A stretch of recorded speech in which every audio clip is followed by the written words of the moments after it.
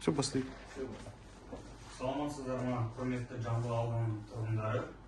Қазақгаз аймақ қоғамдық тыңдауға ұсынылған регламенті жобаның атауы Қазақгаз аймақ Жамбыл өндірістік филиалы объектілеріне 2026-2035 жылдарға арналған екі санатты экологиялық рұқсат алуға қатысты құжаттама бойынша ашық жиналыс нысанындағы қоғамдық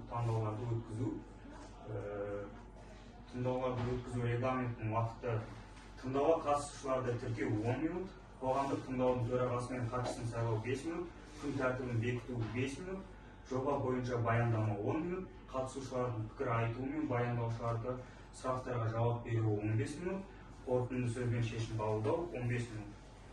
Қоғамдық тыңдаудың төрағасы ретінде өзімді ұсынамын. Мен Жібек Жолы ауданы әкімшілігі кәсіпкерлік және ауыл шаруашылығын дамытудың бас мамандығын.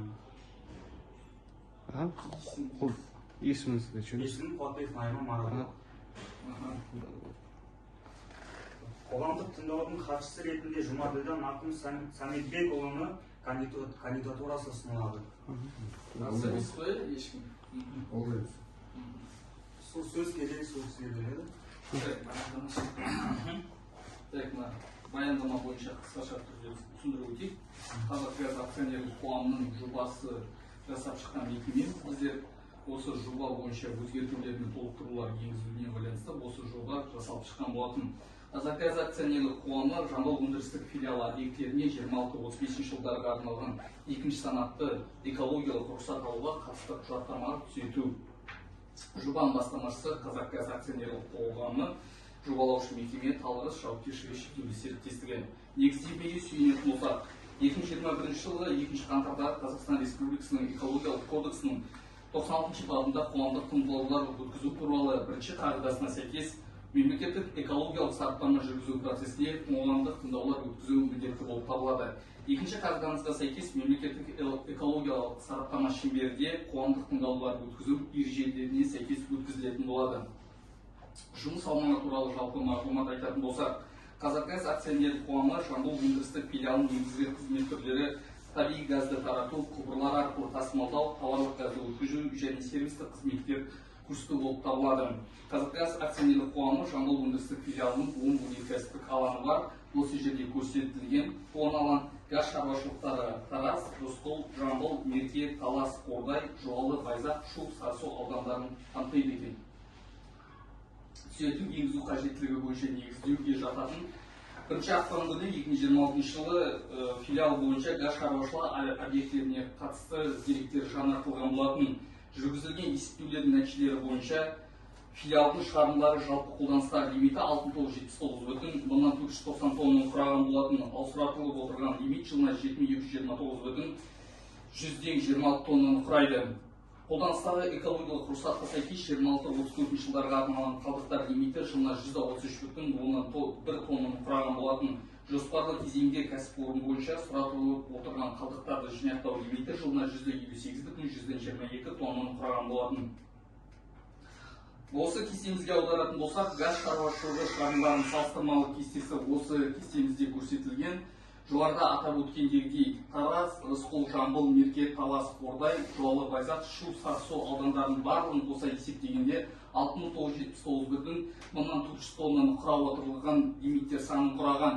Сұратылып отырған лимиттер саны 7,229,126 тоннаны құрайды. Барлық көздерде отырғанымыз мұндағы көздер 388. Кестемізде екіге бөліп қойдық көздерді, яғни организованные источники, неорганизованные источники деп. Организованные составляют, получается, 254, неорганизованные источниктер көздерде 194 қамтиды.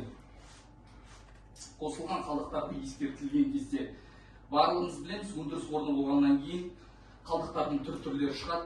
Мына Қазақгаз акционерлік қоғамының қандай қалдықтар түрлері шығуының байланысты мына жерде көрсетілген. Барлығы бірінші кестемізде қалдықтардың атауы, екінші коды, лимиттер саны, сұратылып отырған лимиттері, сосын қандай өзгерістер енгізілгені осы кестемізде көрсетілген.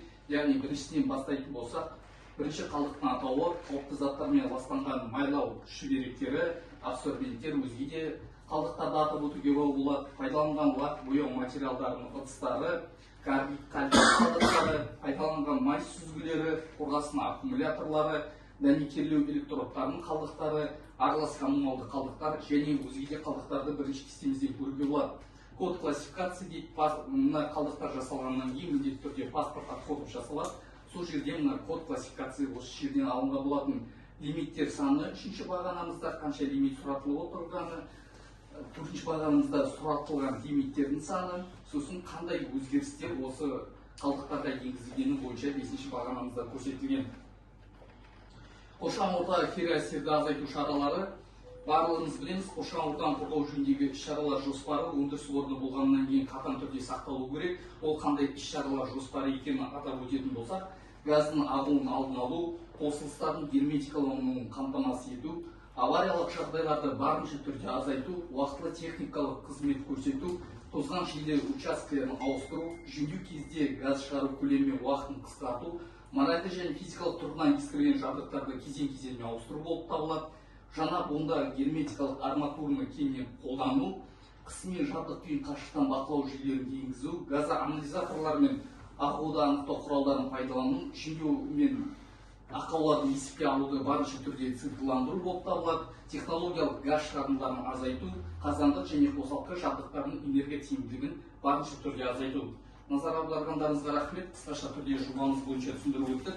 Қандай да бір түсінбеген жерлеріміз бар болатын болса, осы жоба бойынша сұрақ қоюларыңыз болады. Есть ли вопросы по данному проекту? Құрметті Жамбыл ауданы тұрғындары, осымен қоғамдық тыңдау аяқталды. Барлықтарыңызға рахмет келгендеріңізге.